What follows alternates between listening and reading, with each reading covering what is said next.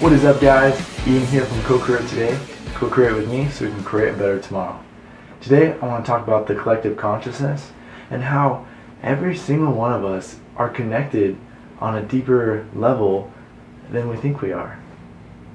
So there was an experiment not too long ago, I think maybe in the 70s, about these monkeys in Thailand.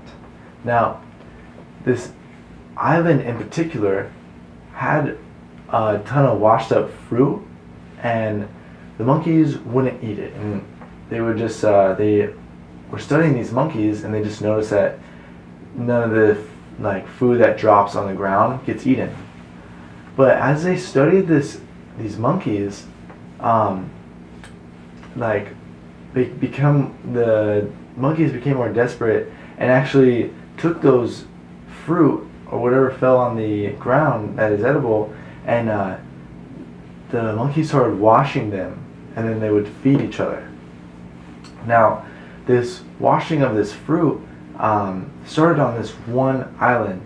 However, as they started looking into other species of monkeys around the local areas, they noticed that the same thing was going on. The monkeys began to start washing their fruit and start eating it. And not long after that, they actually noticed monkeys on different islands and whole different regions doing the same thing, washing their fruit. So people began to wonder, how is this possible? Or how are they connected? They're not. None of them see each other. How are these monkeys communicating to learn to wash their fruit? And that question arose, and this idea of the collective consciousness was really brung about, and our day and age kind of exemplified it as this collective awareness that each species is connected to, and whether that's intra-species or all species together, there is this level of awareness that we're attuned to, even though we're not directly conscious of it. Now, I see the collective consciousness as a thought that comes into people's minds, but it's not coincidental if it's brought up from someone else's mind. So what I'm trying to say is, if you guys are speaking to one another and they literally say exactly what you were just thinking, see, that's a collective consciousness that you guys are connected to, because you technically were on the same wavelength and frequency, and you're communicating on a higher dimension than us verbally. So the collective consciousness, I would like to hypothesize, is just a higher level of communication. And you could compare this to dolphins. How dolphins don't speak English, they emit frequencies, and they communicate through that weird, I don't even know what to begin to try to show you how dolphins communicate, but it is sort of telepathic. It is sort of psychedelic. So this collective consciousness is just a higher dimensional communication, and I feel like as we go into the dimensions, communication becomes more and more intuitive. Collective consciousness just happens to be the intuition that we're most connected with, because being that we're similar species, us humans, we're of the same species, we're already connected to this natural intuition. So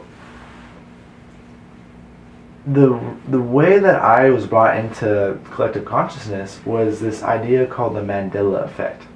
And if you haven't heard of the Mandela Effect, it states that supposedly Mandela died in like the 1990s or something. But most people believe that. However, when you look up the death of Mandela, it was actually not too long ago. And people began to really wonder if he really died in the 80s or 90s or whatever previous compared to now, and they began to question themselves. Another one is the Monopoly Man, and how the Monopoly Man used to have a monocle and now he doesn't. So people began to raise questions like, I'm pretty sure that it was like that. Personally, here's one that I can't get over, is the Chick-fil-A. I solely remember Chick being spelled C-H-I-C, filet. And it's not the case anymore. So my theory of the Mandela Effect and how I'm going to wrap it around with the collective consciousness is that the way that people see things truly has an impact on what is external.